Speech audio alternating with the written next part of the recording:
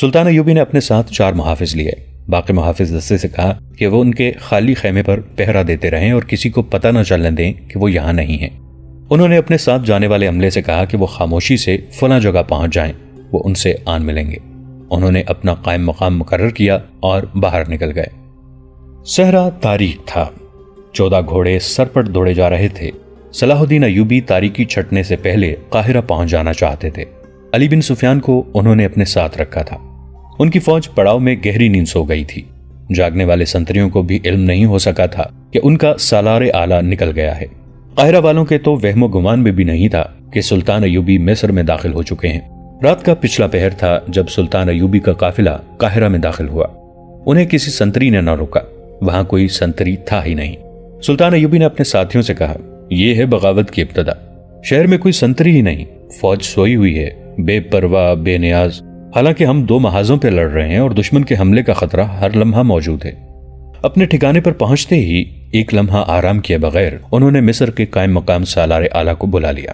الادریس کو بھی بلا لیا، جس کے دونوں جوان بیٹوں کو غداروں نے دھوکے میں ایک دوسرے کے ہاتھوں قتل کروا دیا تھا۔ قائم مقام سالار اعلیٰ سلطان ایوبی کو دیکھ کر گھبرا گیا۔ سلطان ایوبی نے الادریس سے افسوس کا اظہار کیا۔ الادریس نے کہا، میرے بیٹے میدان جنگ میں جانے دیتے تو مجھے خوشی ہوتی، وہ دھوکے میں مارے گئے ہیں۔ اس نے کہا، یہ وقت میرے بیٹوں کا ماتم کرنے کا نہیں، آپ نے مجھے کسی اور مقصد کے لیے بلایا تھا، حکم فرمائیں۔ قائم مقام سالار اعلیٰ محب اسلام تھا۔ ان دونوں سے سلطان ایوبی نے قاہرہ کے اندرونی حالات کے متعلق تفصیلی رپورٹ لی اور پوچھا کہ ان کی نظر میں کون کون سے حاکم مشتبہ ہیں۔ وہ فوجی حکام کے متعلق خاص طور پر پوچھ رہے تھے۔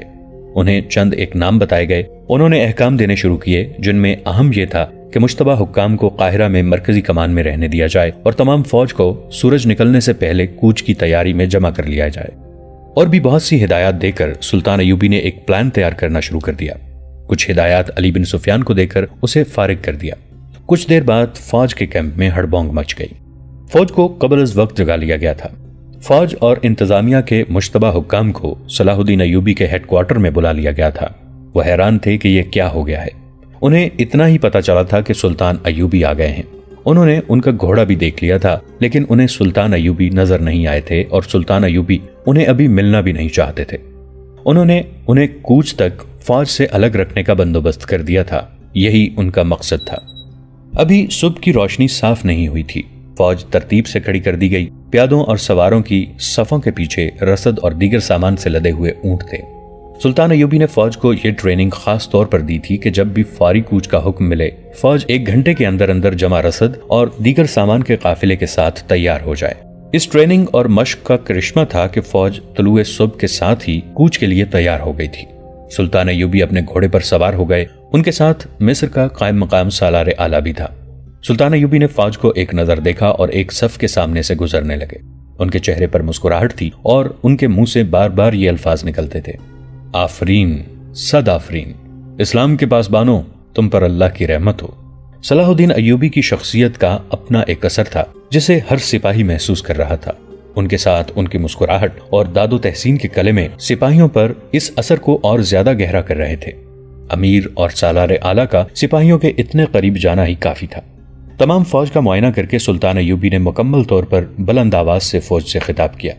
اس وقت کی تحریروں میں ان کے جو الفاظ محفوظ ملتے ہیں وہ کچھ اس طرح تھے، اللہ کے نام پر کٹ مرنے والے مجاہدوں، اسلام کی ناموس تمہاری تلواروں کو پکار رہی ہے۔ تم نے شوبک کا مضبوط قلعہ، جو کفر کا سب سے زیادہ مضبوط مورچہ تھا، ریت کا ٹیلا سمجھ کر توڑ ڈالا تھا۔ تم نے صلیبیوں کو صحراؤں میں بکھیر کر مارا اور جنت الفردوس میں جگہ بنا لی ہے۔ تمہارے ساتھی اور تمہارے عزیز دوست تمہارے سامنے شہید ہوئے۔ تم نے انہیں اپنے ہاتھوں دفن کیا۔ ان چھاپا مار شہیدوں کو یاد کرو جو دشمن کی صفوں کے پیچھے جا کر شہید ہوئے۔ تم ان کا جنازہ نہ پڑھ سکے، ان کی لاشیں بھی نہ دیکھ سکے۔ تم تصور کر سکتے ہو کہ دشمن نے ان کی لاشوں کے ساتھ کیا سلوک کیا ہوگا۔ شہیدوں کے یتیم بچوں کو یاد کرو، ان کی بیویوں کو یاد کرو جن کے سہاگ خدا کے نام پر قربان ہو گئے ہیں۔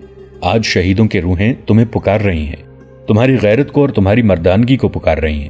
دشمن نے کرک کے قلعے کو اتنا مضبوط کر لیا ہے کہ تمہارے کئی ساتھی دیواروں سے پھینکی ہوئی آگ میں جل گئے ہیں۔ تم اگر وہ منظر دیکھتے تو سر کی ٹکروں سے قلعے کی دیواریں توڑ دیتے۔ وہ آگ میں جلتے رہے اور دیوار میں شگاف ڈالنے کی کوشش کرتے رہے۔ موت نے انہیں مہلت نہ دی۔ عظمت اسلام کے پاسبانوں، کرک کے اندر تمہاری بیٹیوں اور تمہاری بہنوں کی عصمت دری ہو رہی ہے۔ بوڑھوں سے مویشیوں کی طرح مشقت لی جا رہی ہے، جوانوں کو قید میں ڈال دیا گیا ہے، ماؤں کو بچوں سے الگ کرا دیا گیا ہے، مگر میں کہ جس نے پتھروں کے قلعے توڑے ہیں مٹی کا قلعہ نہیں سر کر سکا۔ میری طاقت تم ہو، میری ناکامی تمہاری ناکامی ہے۔ ان کی آواز اور زیادہ بلند ہو گئی۔ انہوں نے بازو اوپر کر کے کہا، میرا سینہ تیروں سے چھلنی کر دو، میں ناکام لوٹا ہوں، مگر میری جان لینے سے پہلے میرے کان میں یہ خوشخبری ضرور ڈال دینا کہ تم نے کرک لے لیا ہے اور اپنی عصمت بریدہ بیٹیوں کو سینے سے لگا لیا ہے۔ اس وقت کا ایک وقائع نگار الاسدی لکھتا ہے کہ یوں معلوم ہوتا تھا جیسے گھوڑے اپنے سواروں کی جذباتی کیفیت کو سمجھتے تھے۔ سوار خاموش تھے، لیکن کئی گھوڑے بڑی زور سے ہنہنائے اور تڑاخ تڑاخ کی آوازیں سنائی دیں۔ سوار باغوں کو زور زور سے جھٹک کر اپنی بے تابی اور جذبہ انتقام کی شدت کا اظہار کر رہے تھے۔ ان کی زبانیں خاموش تھیں، ان کے چہرے لال سرخ ہو کر ان کے جذبات کی ترجمانی کر رہے تھے۔ سلطان ایوبی کے الفاظ تیروں کی طرح ان کے دلوں میں اترتے جا رہے تھے۔ بغاوت کی چنگاریاں بجھ چکی تھیں، سلطان ایوبی کا مقصد پورا ہو رہا تھا۔ سلطنت اسلامیہ کی عصمت کے محافظو، تم کفار کے لیے دہشت بن گئے ہو۔ تمہاری تلواروں کو کند کرنے کے لیے آج صلیبی اپنی بیٹیوں کی عصمت اور حشیش استعمال کر رہے ہیں۔ تم نہیں سمجھتے کہ صلیبی اپنی ایک بیٹی کی عصمت لٹا کر 1000 مجاہدین کو بیکار کر دیتے ہیں اور اپنے علاقوں میں اپنی ایک بیٹی کے بدلے ہماری 1000 بیٹیوں کو بے آبرو کرتے ہیں۔ تمہارے درمیان ایک فاحشہ عورت بھیج کر ہماری سینکڑوں بیٹیوں کو فاحشہ بنا لیتے ہیں۔ جاؤ، اپنی بیٹیوں کی عصمتوں کو بچاؤ۔ تم کرک جا رہے ہو جس کی دیواروں کے گھیرے میں قرآن کے ورق بکھرے ہوئے ہیں اور جہاں کی مسجدیں صلیبیوں کے لیے بیت الخلا بن گئی ہیں۔ وہ صلیبی جو تمہارے نام سے ڈرتے تھے آج تم پر قہقہے لگا رہے ہیں۔ شبک تم نے لیا تھا، کرک بھی تم ہی لوگے۔ سلطان ایوبی نے فوج پر یہ الزام عائد نہیں کیا کہ وہ گمراہ ہو گئی ہے اور بغاوت پر آمادہ ہے۔ انہوں نے کسی کے خلاف شک و شبے کا اشارہ بھی نہیں کیا۔ اس کی بجائے فوج کے جذبے اور غیرت کو ایسا للکارا کہ فوج جو حیران تھی کہ اسے اتنے سویرے کیوں جگایا گیا ہے، اب اس پر حیران تھی کہ اسے کرک کی طرف کوچ کا حکم کیوں نہیں دیا جاتا۔ تمام تر فوج مشتعل ہو گئی تھی۔ سلطان ایوبی نے اعلیٰ اور ادنا کمانڈروں کو بلایا اور انہیں کوچ سے متعلق ہدایات دیں۔ کوچ کے لیے کوئی اور راستہ بتایا۔ یہ راستہ اس راستے سے بہت دور تھا جس پر محاذ کی فوج آ رہی تھی۔ کوچ کرنے والی فوج کے ساتھ سلطان ایوبی نے اپنے وہ کمانڈر بھیج دیے جنہیں وہ اپنے ساتھ لائے تھے۔ ان کو انہوں نے خفیہ طور پر ہدایات دی تھیں۔ فوج کو جب کوچ کا حکم ملا تو سپاہیوں کے نعرے قاہرہ کے در و دیوار کو ہلانے لگے۔ سلطان ایوبی کا چہرہ جذبات کی شدت سے دمک رہا تھا۔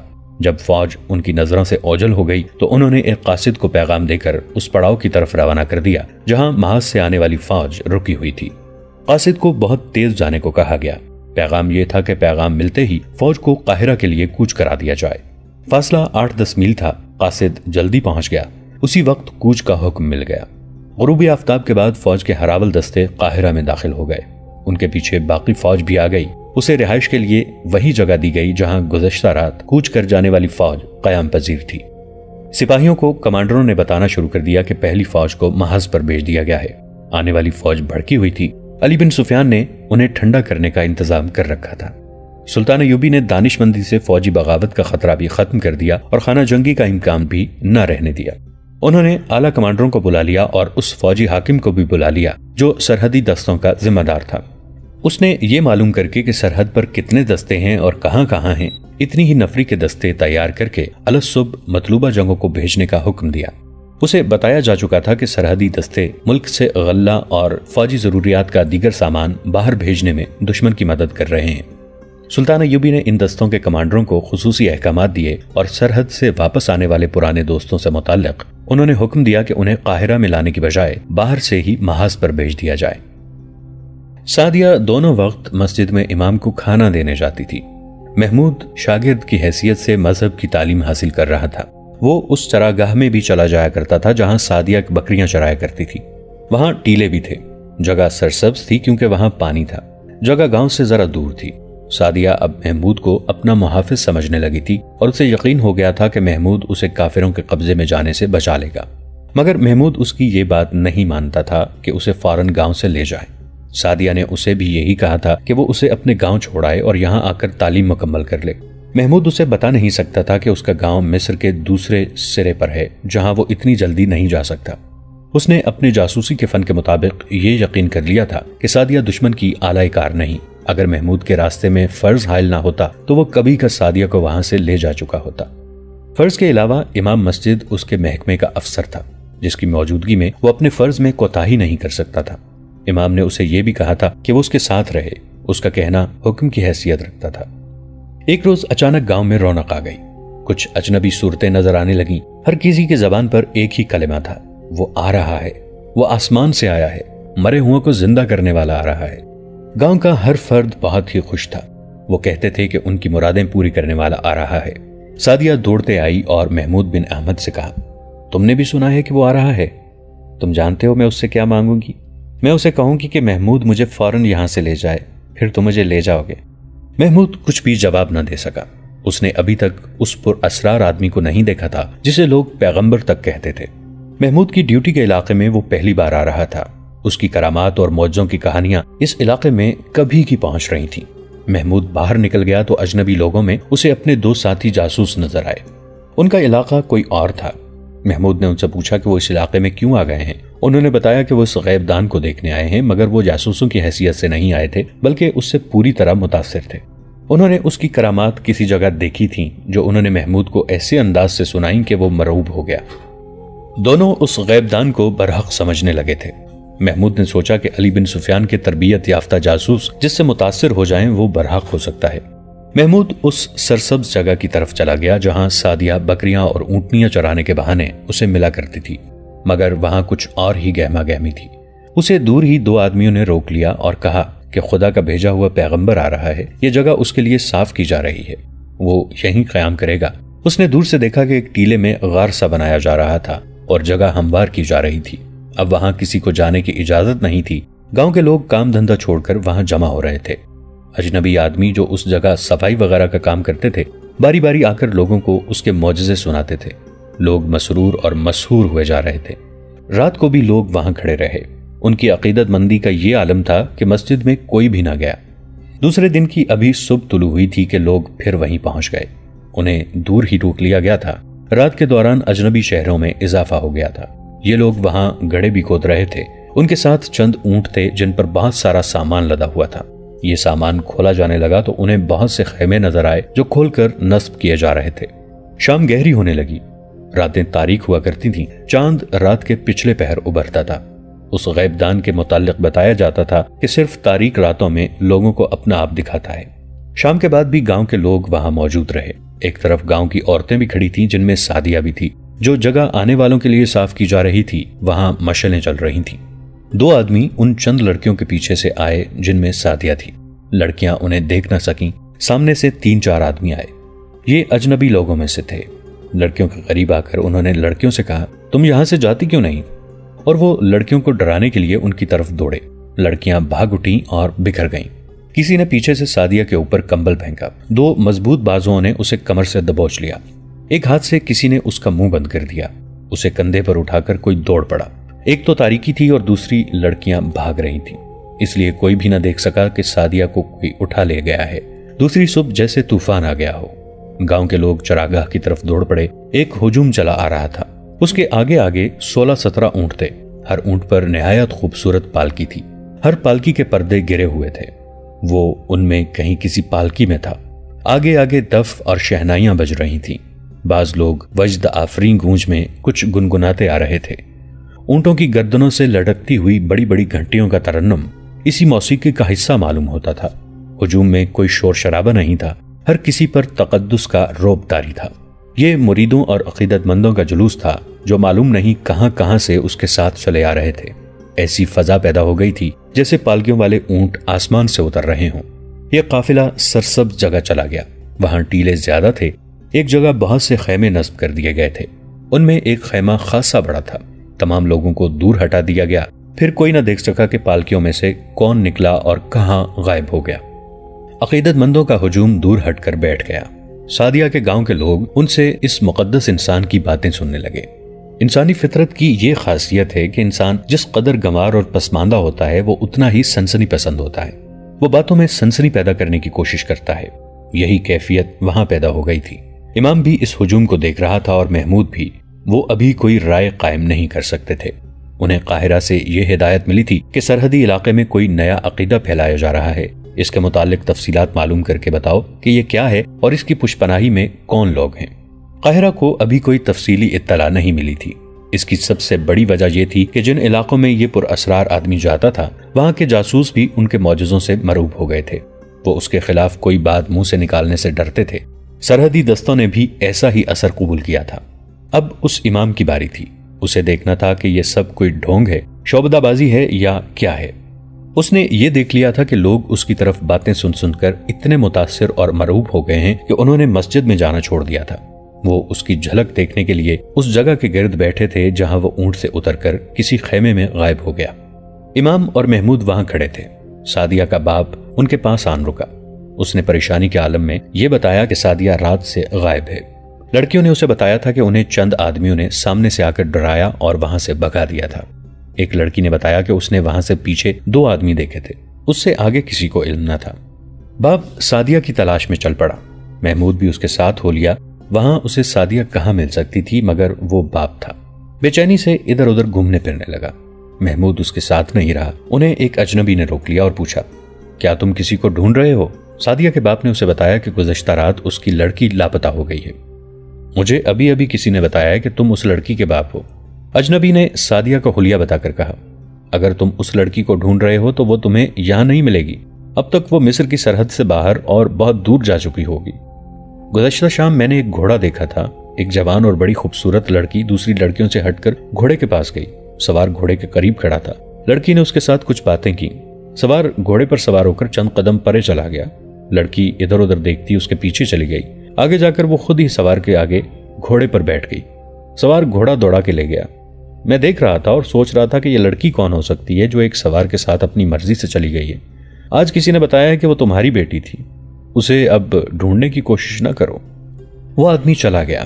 سعدیہ کے باپ کے آنسو نکل آئے۔ محمود کا رد عمل کچھ اور تھا۔ وہ جاسوس تھا۔ اس نے یہ سوچا کہ یہ آدمی سفید جھوٹ بول گیا ہے۔ اس کی اطلاع اور تمام تر بیان جھوٹ تھا۔ کوئی اسے کیسے بتا سکتا تھا کہ اس شخص کی بیٹی ایک سوار کے ساتھ بھاگ گئی ہے جب اسے دیکھنے والا یہ اکیلا شخص تھا؟ جاسوسوں کو یہ ٹریننگ خاص طور پر دی جاتی تھی کہ کسی کی بات پر فوراً اعتبار نہ کرو اور ہر کسی کو شک کی نگاہ سے دیکھو۔ محمود نے اس اجنبی کا پیچھا کیا۔ وہ ہجوم میں سے ہوتا ہوا ٹیلوں کے پیچھے چلا گیا اور خیموں میں کہیں غائب ہو گیا۔ محمود کو یقین ہو گیا کہ سعدیہ انہی خیموں میں ہے اور اس کے اغوا میں اس آدمی کا ہاتھ ہے۔ یہ سعدیہ کے خریداروں میں سے ہو سکتا ہے جنہوں نے سودا نہ ہونے پر سعدیہ کے باپ کو لڑکی کے اغوا کی دھمکی دی تھی۔ سعدیہ کے باپ نے اسے نہیں پہچانا تھا۔ یہ اجنبی سعدیہ کے باپ کو یہ جھوٹا بیان دے کر گمراہ کرنے آیا تھا تاکہ باپ اپنی بیٹی کو یہاں تلاش نہ کرے۔ محمود بن احمد کے دل میں سعدیہ کی اتنی شدید محبت تھی کہ اس نے سعدیہ کو وہاں سے نکالنے کا تہیہ کر لیا۔ اس نے امام کو جا کر یہ ساری بات سنائی۔ امام سراغ رسانی کے شعبے کا ذہین حاکم تھا۔ اس نے بھی یہی رائے دی کہ اس غریب باپ کو دھوکہ دیا جا رہا ہے کہ اس کی بیٹی کسی کے ساتھ بھاگ گئی ہے۔ محمود نے امام کے ان دونوں جاسوسوں سے جو گاؤں میں موجود رہتے تھے ذکر کیا اور کہا کہ وہ سعدیہ کو وہاں سے نکالے گا اور اسے ان کی مدد کی ضرورت ہے، مگر یہ کام آسان نہیں تھا۔ ٹیلوں کے اندر اب کوئی نہیں جا سکتا تھا۔ نور الدین زنگی نے کرک کے محاصرے میں اپنی فوج لگا دی تھی اور قلعہ توڑنے کے طریقے سوچ رہے تھے۔ انہوں نے پہلے روز ہی اپنے کمانڈروں سے کہہ دیا تھا کہ جو قلعہ صلاح الدین ایوبی سر نہیں کر سکا وہ تم بھی آسانی سے سر نہیں کر سکو گے۔ صلاح الدین ایوبی تو ناممکن کو ممکن کر دکھانے والا آدمی ہے۔ سلطان ایوبی نے انہیں تفصیل سے بتا دیا تھا کہ یہاں کون کون سے طریقے آزما چکے ہیں۔ یہ بھی بتایا تھا کہ قلعے کے اندر کیا کیا ہے، رسد اور جانور کہاں ہیں اور آبادی کس طرف ہے۔ انہیں یہ معلومات جاسوسوں نے دی تھیں۔ وہ اندر آگ پھینکنا چاہتے تھے مگر ان کی منجنیقیں چھوٹی تھیں۔ اس کے علاوہ صلیبیوں کے پاس بڑی کمانیں تھیں جن کے تیر بہت دور تک چلے جاتے تھے۔ یہ تیر منجنیقوں کو قریب نہیں آنے دیتے تھے، اس لیے قلعے کے دروازے پر بھی آگ نہیں پھینکی جا سکتی تھی۔ مجاہدین کہیں سے قلعے کی دیوار توڑنے کی کوشش کرتے تھے تو اوپر سے صلیبی جلتی ہوئی لکڑیوں اور دہکتے کوئلوں کے ڈرم انڈیل دیتے تھے۔ دوستو، آج کے لیے اتنا ہی۔ اسی کہانی کی اگلی قسط کے ساتھ بہت جلد حاضر ہوں گے۔ نیچے کامنٹ سیکشن میں اپنی رائے کا اظہار ضرور کیجیے گا۔ ہمارے اس چینل کو سبسکرائب کر کے نیچے موجود بیل آئیکن کو بھی ضرور کلک کیجیے گا۔ اگلی ملاقات تک کے لیے ہمارا اور آپ کا اللہ نگہبان۔